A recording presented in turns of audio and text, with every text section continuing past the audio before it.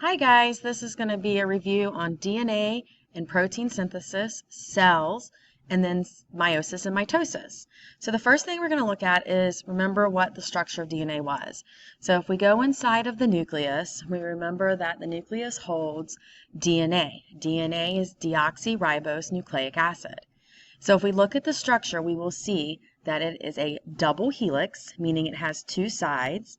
And on each side, you have a sugar-phosphate backbone there.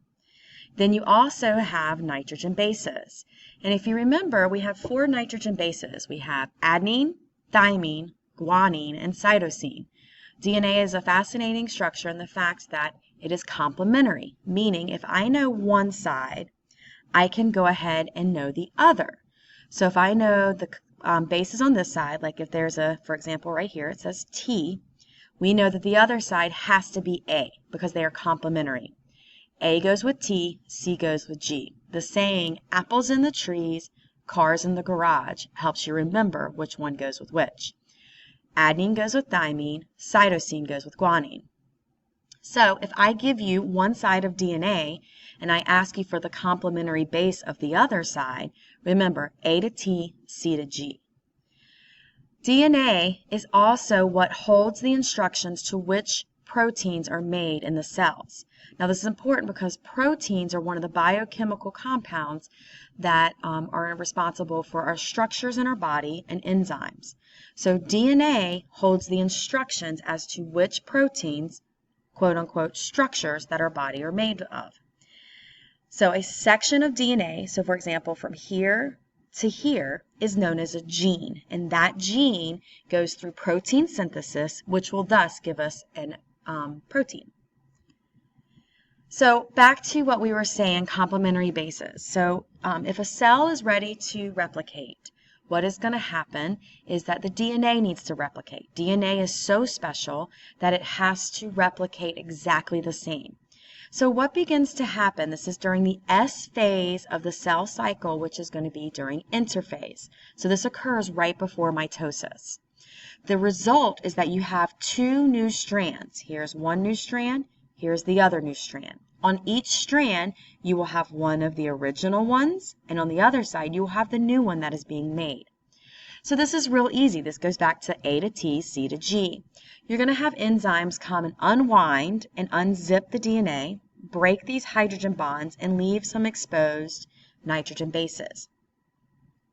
Where I have the nitrogen base, for example, adenine, I would then bring a free floating thymine to attach to it, making the complementary other side of DNA. The end result are 2 identical DNA molecules. Let's move on to the next one, which is protein synthesis. So protein synthesis, the synthesizing of proteins, the making of a protein. In order to do this, there are 2 steps. So this is a great picture because if we look inside the nucleus, this is where our DNA is. DNA is too large to leave the nucleus. It's double helix. So here's the problem. We have a structure that's very large. It lives inside the nucleus, and it holds the message as to which proteins are made. But the organelle that makes the protein is way out here in the cytoplasm. So we had to figure out a way, or the cell had to figure out a way, that we could take the message from DNA to the ribosome. So this happens in the first step known as transcription. Think about script. When you write something down, you are writing the message, script. So transcription. This goes from DNA to mRNA. When this happens, DNA opens up and we write the message into a form called mRNA. mRNA is the messenger RNA, and this occurs in the nucleus. The RNA, the mRNA specifically, will then leave the nucleus and it will go into the second part of protein synthesis, known as translation. During translation, the mRNA is read by the ribosome, and what is made is known as a protein. So, let's do this again. Protein synthesis, you have your first step, which is transcription, DNA to mRNA. Then you have your second part, which is translation. This goes from mRNA to protein. So your end result is a chain of amino acids which makes a polypeptide. Remember, polypeptide and protein can be used interchangeably. So you will need to know where this occurs, like where does transcription occur, and then you will need to know how to do this. So here are the steps. So you would get an example known as transcribe and translate the following DNA strand. So the first part would be transcription, where we go from DNA to mRNA. Now, RNA is a different molecule in the fact that it doesn't have thymine base. It has a uracil base. So when we go from DNA to DNA, you would go A to T, C to G. But in mRNA, you can't go A to T because there simply isn't a thymine. So you would put a U where A would go to T. So for example, here's my A. So A would bond to U, T would bond to A, T would bond to A, then we go to the second one, TA, C still bonds to G, here's my A guys, so this would be U. So your strand, if you transcribed this first one right here, would look like this. U, U, A. That makes sense. A to U. Looks like there's a typo here. Sorry, that should be an A. So this one should be an A. So then, when we go back to the second step of protein synthesis, we go to translation. Remember, when you translate, you use the mRNA chart. So you look at the mRNA and you use your amino acid chart. That's where you have the 3 codons, where you look on the left side for the first, the top for the second one. You bring your fingers together, and within that box that they meet, you look to the right. So this is your protein that is made. Leucine, serine, histine, alanine. This part from mRNA to protein is known as translation. This part, transcription, is from DNA to mRNA. The end result is proteins. Now, just like we saw there was a typo before, that could lead or be an example of a mutation. Mutations are very common in DNA. They can happen randomly or spontaneously. So what it is a change in the DNA coding or mRNA coding. For example, if we needed to put a T and we accidentally put a C instead, we would do a mutation. So we have different types of mutation. We have deletions, additions, and substitutions. The first one I just mentioned to you is going to be like if instead of putting a T, we accidentally put a C, that's a substitution. That happens at the base level. This right here, deletion and additions, would be what you see over here, frame shift mutations. So if you look at this right here, we have ATG, GAA. Well, down here, if we had a mutation, ATG, and we accidentally got rid of that G, and we did AAG, notice what happens to my entire chain down here. Because amino acids are read in groups of 3, or the bases are read in groups of 3, known as codons, we will frame shift, we will shift over the reading, so thus deletions and additions actually will change my entire amino acid strand from where that point happens. If mutations happen in your DNA, sometimes they can go unnoticed and not cause many problems. However, there are some mutations that can cause problems. If there's a mutation in sex cells, like where they fail to separate in the chromosomes, you could have inheritable changes, like chromosome abnormalities. So looking at cells and cell structure, first you're going to group cells into 2 different types, prokaryotic or eukaryotic. So here's a prokaryotic. Remember, prokaryon means before the kernel. So if it's before the kernel, that's before the nucleus. So these are cells that do not contain a nucleus. They're a little bit less complex. They do have ribosomes, but they have no membrane-bound organelles. So their structure is pretty simple. It has DNA. Sometimes they have plasmids, which are circular pieces of DNA. They do have ribosomes, so they still make those proteins, which are very crucial for life. They do have some cytoplasm, and they do have some type of cell membrane or cell wall.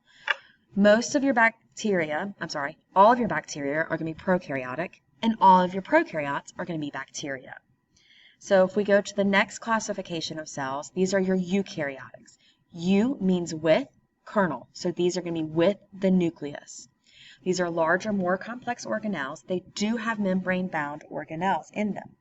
For a membrane-bound organelle, an example would be your mitochondria. An example would be your nucleus. It does have a cell membrane. Of course, it has those ribosomes. Remember, that's where translation occurs, where we actually make the proteins. Our DNA is housed all nice and securely in its nucleus, and we do have an RNA molecule. Eukaryotic cells can be unicellular. Uni means one cell, or they can be multicellular. Multicellular would be an animal. An example would be an animal, and a unicellular example would be like a protist, an amoeba.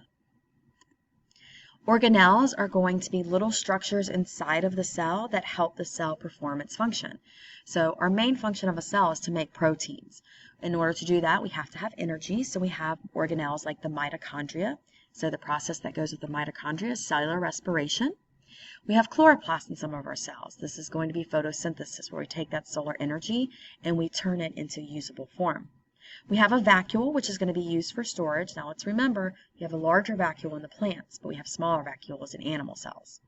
And of course, we have the nucleus. Now inside the nucleus, you do have another type of system or organelle, really. It's known as the nucleolus. So, in addition to knowing the major cell organelles, we need to know how is this related and what cells do in reproduction. So, all the cells in your body are going to have to reproduce. They can't live forever. Some of them can, like your neurons, but most of them have to reproduce, meaning replicate their DNA and divide. So the life of the cell is known as the cell cycle. So this is like the life of the cell picture here. You start off with the interphase, and you have three parts of interphase. You have G1, S, and G2. So let's look at this little cycle. So let's pretend the cell is born. And the first thing that's going to happen is the cell grows and performs normal life functions in the G1 part.